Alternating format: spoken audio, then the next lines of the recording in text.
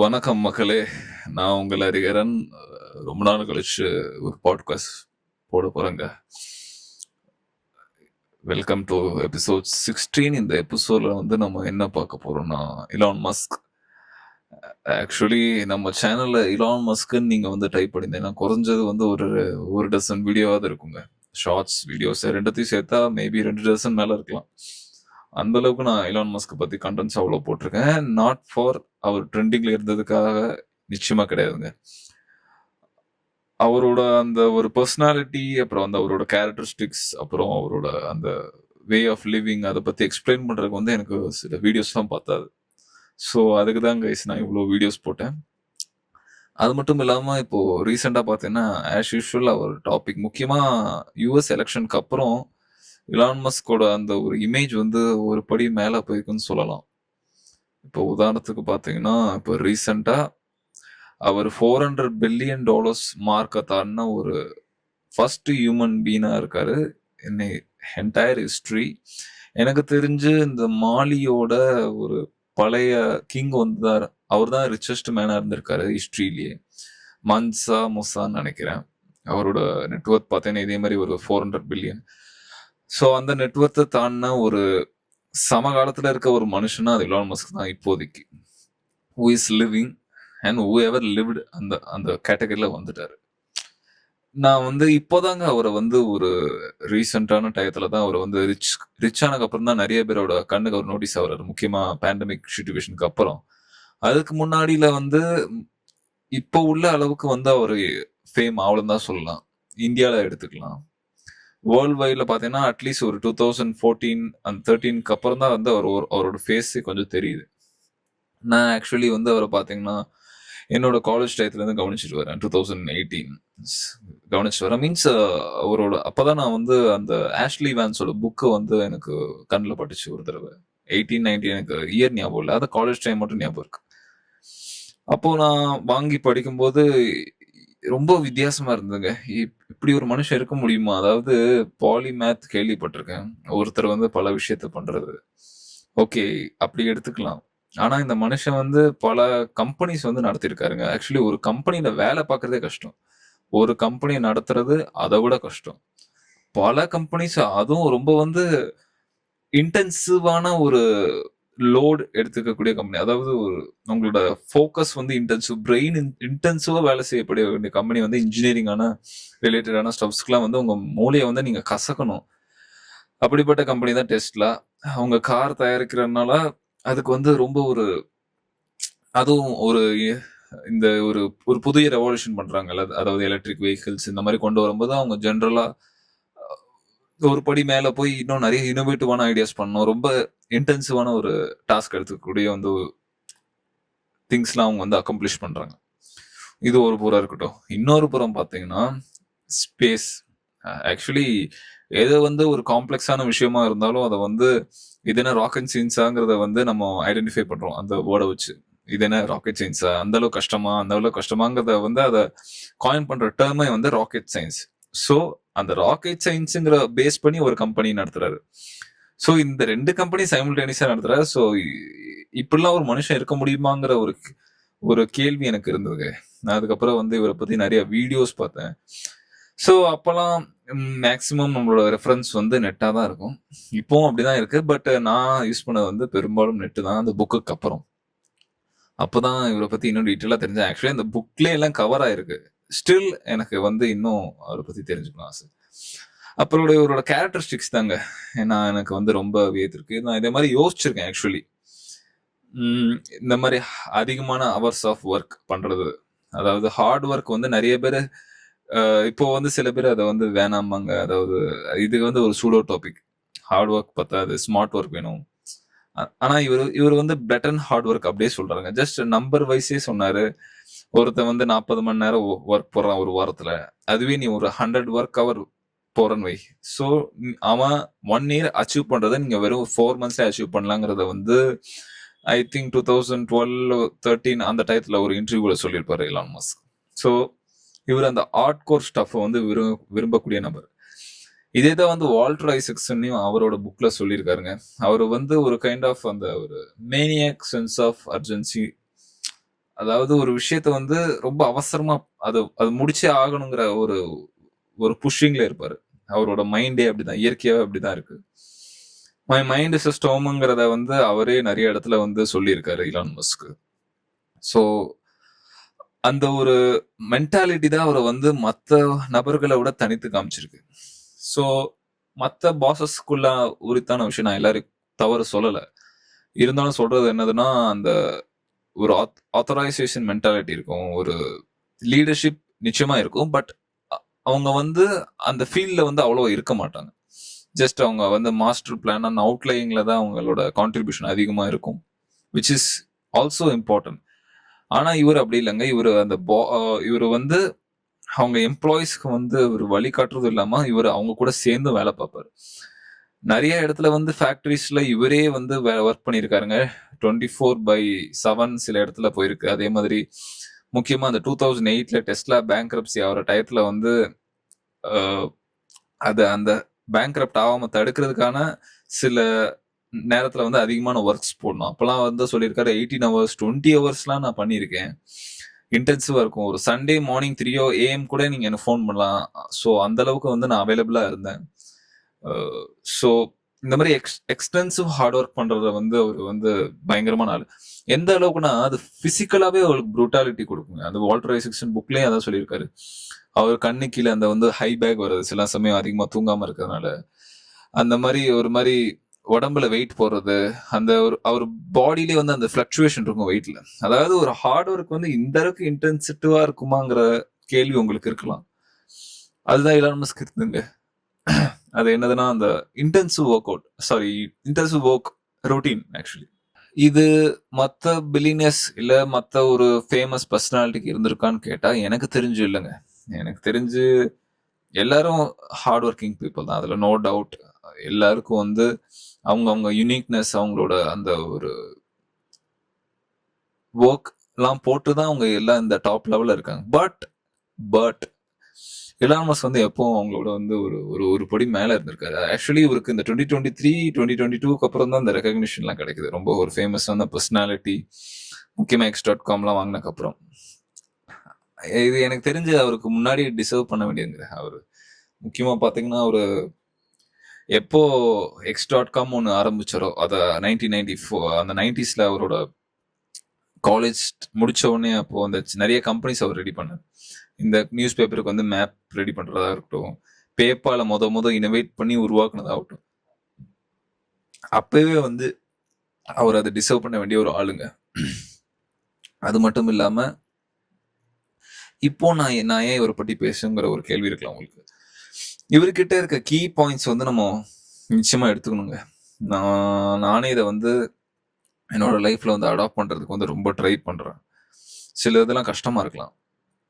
ஒண்ணு வந்து அந்த ஃப்ரண்ட் லைன்ல இருந்து லீட் பண்ற அந்த லீடர்ஷிப் குவாலிட்டி. இவரை நான் ஏற்கனவே சொன்ன மாதிரி அந்த எம்ப்ளாயிஸ்க்கு வந்து ஒர்க் சொல்றது மட்டும் இல்லாம இவரே அந்த லைன்ல இருப்பாரு. உதாரணத்துக்கு பாத்தீங்கன்னா இப்போ ரீசெண்டா நம்ம ஒரு ஐடி கம்பெனியோட டாப் மோஸ்ட் போஸ்ட்ல இருக்க ஒரு நபர் வந்து ஒரு ஸ்டேட்மெண்ட் கொடுத்தாரு. Youngsters in India should put 70 hours work per week. ஒரு வாரத்துக்கு 70 மணி நேரம் ஒர்க் வந்து போடணும். அப்பதான் வந்து அவங்களுக்கான சான்சஸ், அவங்களுக்கான அந்த ஒரு growth இருக்கும் இண்டஸ்ட்ரியிலன்னு சொன்னா, இது வந்து சில இடத்துல வந்து கான்ட்ரவர்சி ஆச்சு. சில பேர் இதை மறுத்தாங்க. சில பேர் அந்த நபரோட அந்த நபருக்கு சொந்தமான நிறுவனத்தை கூட ட்ரால் பண்ணாங்க. இந்த மாதிரி உங்க நிறுவனத்துல வந்து பேயே இல்லை, நீங்க வந்து எப்படி இதை பேச, அதெல்லாம் சரி. பட் அந்த ஃபார்மாலிட்டிக்கு அந்த ஃபார்முலாக்கு ஏத்த மாதிரி ஒர்க் பண்ணது வந்து இலான் மஸ்க் தான். அவருக்கு அந்த எம்ப்ளாய்க்கு சொன்னது மட்டும் இல்லாம அவர் வந்து ரிகரஸா அவரும் வந்து ஃப்ரண்ட் லைன்ல இருந்து ஒர்க் பண்ணுவாருங்க. வீக்கெண்ட்ஸ், தேங்க்ஸ் கிவிங் டே, கிறிஸ்மஸ், அவருக்கு அதை பத்தி கவலையே கிடையாது. அவருக்கு தேவையான ஒர்க்ஸ் வந்து கண்டிப்பா முடிச்சே ஆகணும். சில சமயம் பாத்தீங்கன்னா ஃப்ளோர்ல தூங்குவாரு, டெஸ்க்ல இருக்குன்னா டெஸ்க்கு கடியில படுத்து தூங்குவாரு, ஃபேக்டரியோட ரூஃப் டாப்ல எல்லாம் தூங்கியிருக்காரு. அப்படிங்கறத வந்து வால்டர் ஐசக்சனே சொல்லியிருக்காரு. அந்த அளவுக்கு வந்து ஒரு ஒரு மேனியாக் மைண்டுன்னு சொல்லலாம். அந்த அந்த வால்டர் ஐசக்சன் புக்ல வந்து ஒரு சாப்டர் வரும், ஃப்ரீமாண்ட் ஃபேக்டரி ஹெல்னு. அதாவது ஃப்ரீமாண்ட்னு ஒரு பிளேஸ் யூஎஸ்ல இருக்கு சிட்டி. அங்க வந்து ஒரு ஃபேக்டரி கொண்டு வருவாங்க, டெஸ்லாவோட கிகா ஃபேக்டரி. அதாவது கிகா அவங்களோட டேர்ம்ல சொல்லணும்னா அது ஒரு பெரிய ஃபேக்டரி. அப்போ அந்த ப்ரொடக்ஷன் ஸ்டார்ட் பண்றதுக்கு வந்து சில வந்து ஒரு நிறைய நிறைய விஷயங்கள் பண்ணோம். இதுக்கு முன்னாடி பார்த்தீங்கன்னா, இலான் மஸ்கே சொல்லியிருப்பாருங்க. ஒரு புரோட்டோடைப் ரெடி பண்றது பிரச்சனை இல்லைங்க. ஒரு ஒரு ஒரு பெரிய ப்ராடக்ட்ட வந்து நீங்க டிசைன் பண்றது அ ரெடி பண்ணிடலாம். பட் அத மேனுஃபேக்சர் பண்றது தான் பெரிய கஷ்டம். முக்கியமா அந்த ப்ராடக்ட்ட ரெடி பண்ற ஃபேக்டரிய ரெடி பண்றது தான் வந்து இன்சேன் டாஸ்க். அதான் அந்த எஃபிஷியன்ட் புரொடக்ஷன் வந்து ஒரு பெரிய வந்து சவாலான ஒரு விஷயங்கிறத வந்து மஸ்க் சொல்லியிருக்காருங்க. ஏன்னா எது வேணா ஒரு ப்ராடக்ட் டிசைன் பண்ணலாம், ப்ரோட்டோடைப் கொண்டு வரலாம், சக்சஸ் ஆக்கலாம். பட் அதை ப்ராஃபிட்டபிளா, எஃபிஷியண்டா அதை வந்து ஒரு பெரிய லெவல் மாஸ் ஸ்கேல்ல பண்றது வந்து ஒரு பெரிய கஷ்டம். அதுல பண்ண ஒரு சில பேர் தான் வந்து அந்த ப்ராடக்ட் வந்து சக்சஸ்ஃபுல்லா மார்க்கெட்டுக்கு எடுத்துட்டு போவாங்க. லைக் நான் சொல்லணும்னா நான் ஹென்ரி ஃபோர்ட சொல்லுவேன். நான் சொல்றது ஹென்ரி ஃபோர்ட் சொல்லலாம். உதாரணத்துக்கு அவர் அந்த மாஸ் ப்ரொடக்ஷன் கொண்டு வந்தது வந்து ஃபர்ஸ்ட் அவர் தான் நினைக்கிறேன். அவர் கொண்டு வந்த மாஸ் ப்ரொடக்ஷன் தான் வந்து ஒரு ரெவல்யூஷன் பண்ணிச்சு அந்த அந்த டயத்துல வந்து. ஸோ அதே மாதிரி தான் இவர் வந்து ஈவில வேணா எனக்கு தெரிஞ்ச மாஸ் ப்ரொடக்ஷன் கொண்டு வரலாம்னு கொண்டு வந்தாருன்னு சொல்லலாம். அதே மாதிரி இவரோட இன்னொரு ஆசை என்னதுன்னா, ஒரு பக்கம் வந்து நீங்க ரா மெட்டீரியல் கொடுத்தா நெக்ஸ்ட் டைம் வந்து ப்ராடக்ட் ரெடி ஆகணும். அந்த மாதிரி ஒரு ஃபேக்டரி ரெடி பண்ணியிருக்காரு. ஸோ அப்போ அந்த ஃப்ரீமான் ஃபேக்டரியில் வந்து ஒரு பயங்கரமான ஒரு ஒர்க் ஷெட்யூல் இருக்கும். அவருக்கு மட்டும் இல்லை, ஒட்டுமொத்த அவரோட டெஸ்லா எம்ப்ளாயிஸ்க்கு எல்லாருக்கும் சேர்த்து. ஸோ அந்த அளவுக்கு வந்து அவர் எக்ஸ்ட்ரீம் ஒர்க் புஷ் பண்ணுவாருங்க. அதே மாதிரி இன்னொன்று என்னன்னா, அவர்கிட்ட இன்னொரு ஒரு வித்தியாசமான ஒரு மென்டாலிட்டினா ரொம்ப பேசிக்ல இருந்து ஆரம்பிப்பாரு. அந்த ரிக்குவயர்மெண்ட் என்னது, இப்போ என்ன தேவைப்படுது, லைக் ஒவ்வொரு விஷயத்தையும் கொஸ்டின் பண்ணணும். அது அவருக்கு மட்டும் இல்ல, அவரு ஒர்க் பண்ற எல்லா எம்ப்ளாயிஸ்க்கும் அவரே தான் சொல்லுவாருங்க. என்ன தேவை, அதுக்கான ரிக்குவயர்மெண்ட்ஸ் என்ன, ஸோ இந்த இடத்த எப்படி கொண்டு வர்றது, அந்த ஒரு பேசிக் கொஸ்டினிங், அதை வந்து அந்த ஆன்சரை வந்து கண்டுபிடிச்சு அது சொல்யூஷன் ரெடி பண்றது தான் வந்து ஒரு இன்ஜினியரோட ஒர்க். சிம்பிளா சொல்லணும்னா ஒரு ப்ராப்ளம் சால்வர், அதுதான் ஒரு இன்ஜினியர். ஸோ அதை தான் வந்து இன்ஜினியர் பண்ணுவாங்க. அதை தான் வந்து இலான் மஸ்கும் அவரோட எம்ப்ளாயிஸ்க்கு வந்து அவர் மென்ஷன் பண்ணி அந்த கோட் அவர் தான் வந்து ஃபாலோ பண்ணாரு. அதே மாதிரி இன்னொன்னு என்னன்னா, இவர்கிட்ட நான் பார்த்த இன்னொரு வித்தியாசமான விஷயம், அந்த அதே இன்டென்சிட்டி வந்து இவருக்கு வந்து நான் சொன்னது வந்து இந்த கம்பெனி ஸ்டார்ட் பண்ணது மட்டும் இல்லைங்க. அவர் சின்ன வயசுல இருந்தே இருந்திருக்கு.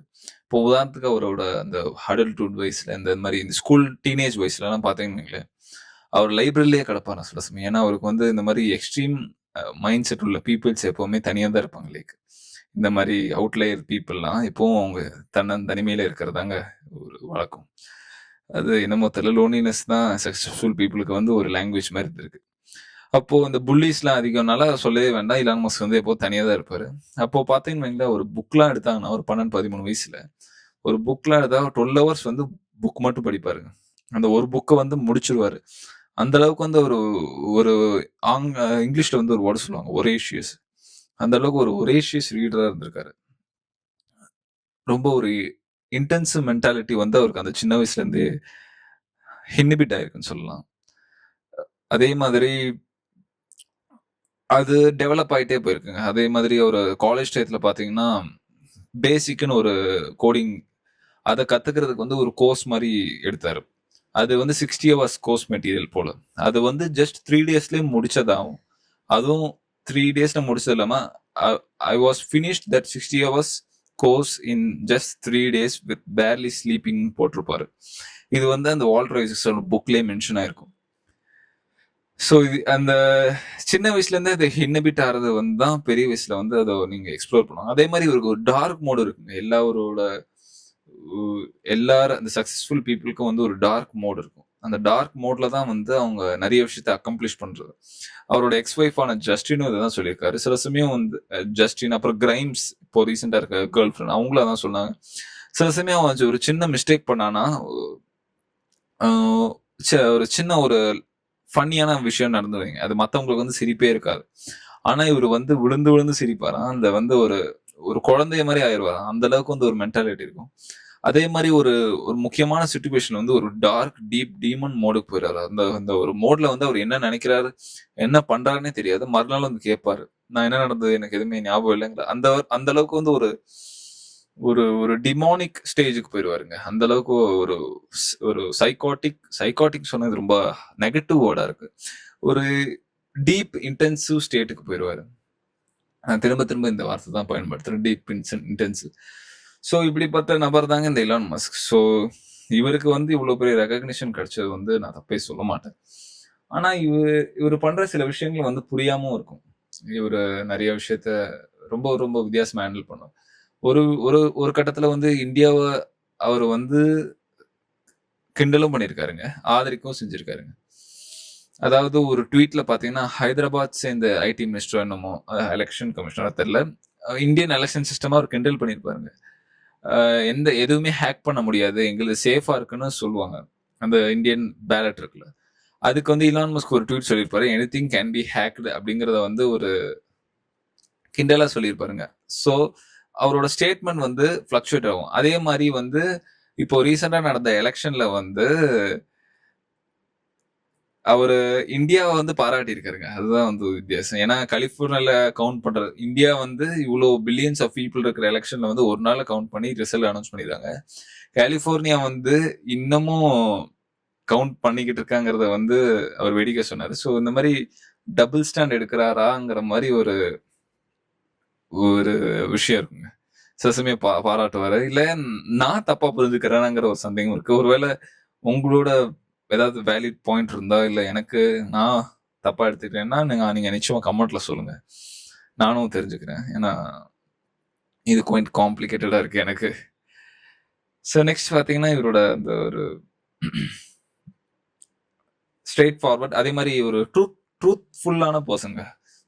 ட்ரூத்துக்காக இவர் என்னன்னாலும் பண்ணுவாருங்க. அதே மாதிரி பணத்தை வந்து ஒரு பொருட்படுத்தாத நபர் இவர் தான். இவரோட மெயின் கோல் என்னன்னா ஹியூமனிட்டி வந்து ஒரு பெட்டர் பிளேஸ் ஆக்கணும். ஹியூமனிட்டியை வந்து ஒரு அடுத்த ஸ்டேஜுக்கு எவால்வ் பண்ணணும். அதே மாதிரி எர்த்தை வந்து அவர் எர்த்து மட்டும் இல்லை, அவர் மார்ஸ்லயும் வந்து குறியா இருக்காரு. அது வேற விஷயம். அவரோட ஸ்டார் பேஸ் அவரு அதே மாதிரி அவரோட ஃபால்கன் இந்த ஸ்பேஸ் எக்ஸ் சொன்னாங்கன்னா அது வந்து ஒரு பெரிய டாபிக். அது கொஞ்ச நேரம் போய்கிட்டு இருக்கும். அது வேற விஷயம்.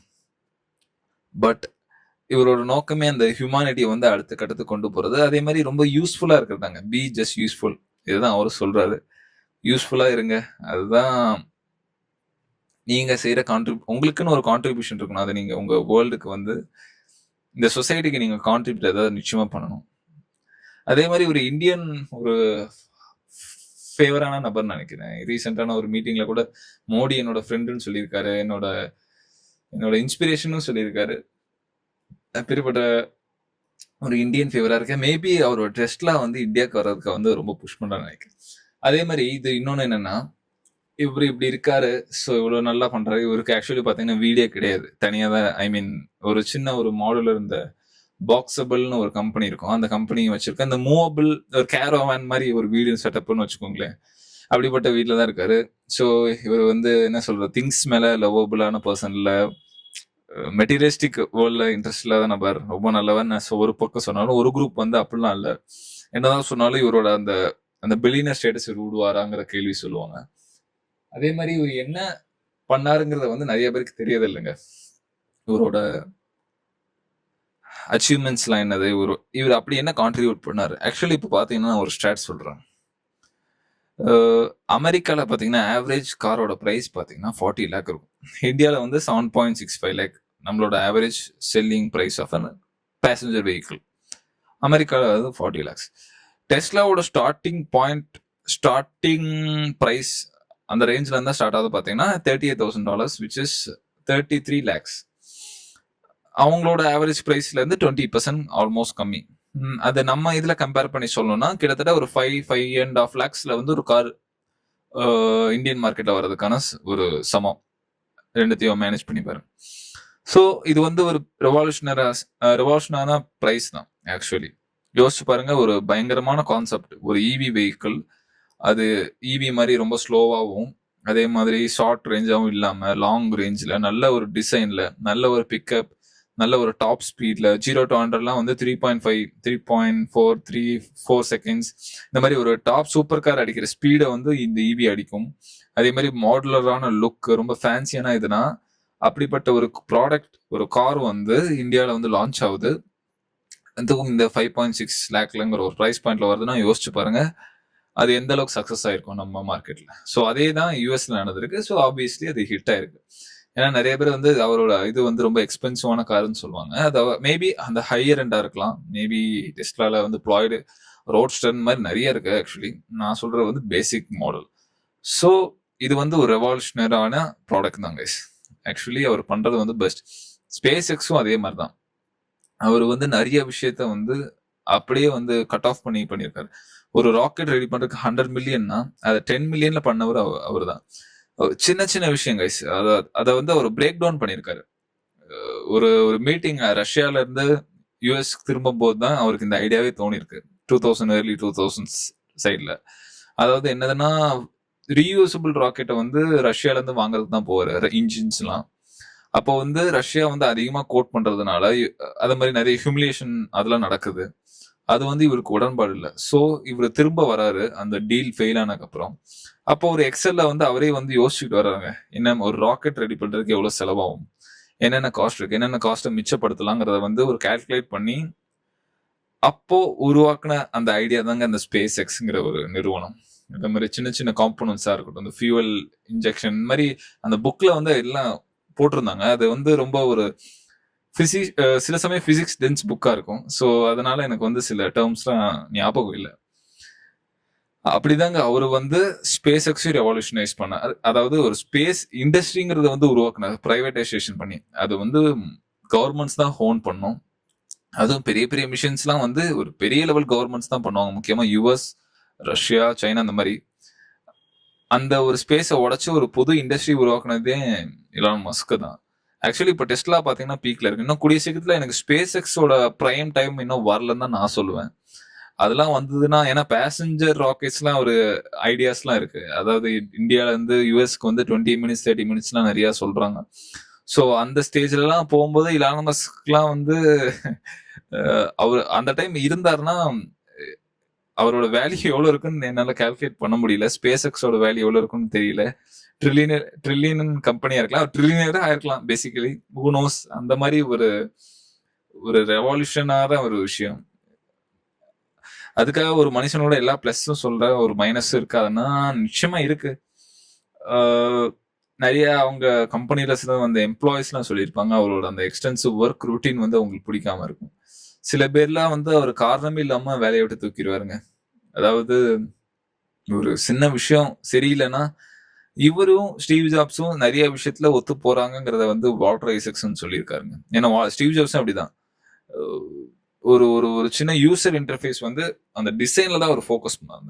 அந்த டிசைன் வந்து அவர் நினைச்ச மாதிரி இல்லைன்னா அந்த நபரை அவர் ஃபயர் பண்றதுக்கு வந்து தயங்கவே மாட்டாரு. இவரும் அதே மாதிரி தான் ரொம்ப எமோஷனலான விஷயத்த எதுவும் எமோஷனலா யோசிக்கவே மாட்டாரு. ஜஸ்ட் பி லாஜிக்கல் அனிமல் தான் நான் சொல்லுவேன். ஸோ ஸோ இவரோட அட்வைஸ் நம்ம வந்து நிச்சயமா எடுத்துக்கணும் கைஸ். லைக் பாத்தீங்கன்னா அவர் ஒரு இன்வெஸ்ட்மெண்ட் அட்வைஸும் சொல்லியிருக்காரு. லைக் உங்களுக்கு நீங்க ஒரு கம்பெனில இன்வெஸ்ட் பண்ணணும்னா ஒரு எது பெஸ்ட் கம்பெனின்னு கேட்டீங்கன்னா அவர் சொன்ன அட்வைஸ் படி உங்களுக்கு எந்த கம்பெனி ஒரு சிறந்த ப்ராடக்ட் இல்ல சர்வீஸ் வந்து பண்றாங்க உங்களுக்கு எது தோணுதோ அந்த கம்பெனியில நீங்க அந்த கம்பெனியோட ஷேர்ஸ் வாங்குங்க. அந்த கம்பெனி எப்போ அந்த ட்ரெண்ட்ல இருந்து மாறுறாங்களோ இல்ல ஏதாவது ஒரு மோசமான விஷயத்த பண்றாங்களோ அந்த மாதிரி டயத்துல வந்து நீங்க அந்த கம்பெனில இருக்காதீங்க. அதே மாதிரி மார்க்கெட்டை நினைச்சு பயப்படாதுங்க. மார்க்கெட் என்ன பண்ணுதுங்கிற கவலை உங்களுக்கு தேவையில்லை. இந்த மாதிரி நீங்க கம்பெனிஸோட ப்ராடக்ட் சர்வீஸ் அதை நீங்க நம்பி அதுல என்ன இருக்குன்னு நீங்க ஆராய்ஞ்சு நீங்க வந்து ரொம்ப நான் இவர் சொன்னது வந்து ஃபினான்ஷியல் ரிப்போர்ட் அந்த மாதிரி சொல்லல. அந்த அந்த அது என்ன ப்ராடக்ட் செல் பண்ணுது, அதோட ஃபியூச்சரிஸ்டிக் என்ன, அதோட இம்பார்ட்டன்ஸ் என்னங்கிறத நீங்க வந்து ஃபுல்லா ஒரு ஆழமா யோசிச்சு பார்த்து உங்களுக்கு பிடிச்சிருந்து நீங்க வாங்கினீங்கன்னா இது வந்து உங்க லாங் டேர்ம்ல வந்து நிச்சயமா பாசிட்டிவா கொண்டு வரும். அப்போ மார்க்கெட்டை பத்தி நீங்க கவலைப்பட வேண்டிய தேவையில்லை. அதுதான் அவர் சொல்றாரு. அதே மாதிரி ஒரு டைம் தான் வந்து கரன்சிங்கிறத அல்டிமேட் கரன்சிங்கிறத வந்து அவர் சொல்லியிருக்காருங்க. அதனாலதான் அவர் வந்து ஒரு முழிச்சிருக்கிற நேரம் அவர் வேலை பார்க்குற மாதிரி அவர் செட் பண்ணியிருக்காரு அவரோட ஒர்க் ஷெட்யூல. So that's why is very successful நான் நம்புறேன். அவருக்கு இந்த $400 பில்லியன் வந்து ஜஸ்ட் ஸ்டார்டிங் பாயிண்ட். எனக்கு யூஎஸ்ல எனக்கு என்ன நடக்குதுங்கிற அப்டேட்ஸ் அவ்வளோவா தெரியல கைஸ். எனக்கு தெரிஞ்சு முக்கியமா நெக்ஸ்ட் மந்த் தான் அவர் ட்ரம்ப் வந்து அஃபிஷியலா வந்து பிரசிடென்ட் ஆவாரு அந்த செரிமனிக்கு அப்புறம். அப்போ வந்து இலான் மஸ்க் வந்து என்ன மாதிரி ஒரு ரோல் இம்பார்ட்டன்ஸ் கொடுப்பாங்கன்னு தெரியல. நிச்சயமா வந்து பெரிய பொறுப்பு கொடுப்பாங்க, ஒரு அட்வைசரி லெவல். ஸ்பேஸ் இண்டஸ்ட்ரி ஆகட்டும், இல்லைனா ஒரு எக்கனாமி, இல்லை ஓல்ட் பிஸ்னஸ், அதுக்கு full and full Elon Musk கூட இன்ஃப்ளூயன்ஸ் வந்து யூஎஸ் பாலிசிஸ் மேக்கிங்ல வந்து நிச்சயமா இருக்கலாம். ஏன்னா அந்த அளவுக்கு பவர்ஃபுல் பர்சன் ஆயிட்டு வராரு. 2025ல வந்து அவருக்கு டாப் 5ல அவர் இருக்கிறதுக்கான சான்சஸ் வந்து ரொம்ப அதிகம். It's very clear, we can see that now. So இதுதான் கைஸ் எனக்கு வந்து இலான் மஸ்க் பத்தின ஒரு தோற்றம், ஒரு பார்வை. நான் இதான் எண்டா, இதுக்கப்புறம் நீ அவன் வீடியோவே போட மாட்டியா நீங்க கேட்க கூடாது. ஸோ எனக்கு தெரிஞ்சு நான் இன்னும் நிறைய விஷயம் சொல்லல. அந்த ஒரு புக்கை பத்தி நான் இன்னும் அவர் சைல்ட்ஹுட் நான் தொடவே இல்லை கைஸ். அவர் சைல்ட்ஹுட் வந்து ஒரு பெரிய மிஸ்ட்ரியான திங். அவருக்கும் அவருக்கு அப்பாவோடமான ரிலேஷன்ஷிப், அதே மாதிரி ஒரு பர்சனல் லைஃப், அதை நம்ம தொட வேண்டாம். பட் அவரோட பர்சனல் லைஃப் இந்த மாதிரி நிறைய இருக்கு. அவரோட அன்டாப்டு சைட் ஆஃப் இலான் மஸ்க்லாம் இருக்கு. ஸோ அதெல்லாம் போனானா எனக்கு தெரிஞ்சு இந்த பாட்காஸ்ட் வந்து ஹவர்ஸ் கணக்கில் போகும். So I thought I should end here. Okay guys, உங்களுக்கு இந்த பாட்காஸ்ட் பிடிச்சிருந்தா லைக் பண்ணுங்க, உங்க ஃப்ரெண்ட்ஸுக்கு ஷேர் பண்ணுங்க, மறக்காம நம்ம சேனலுக்கு சப்ஸ்கிரைப் பண்ணுங்க. பாய் பாய்.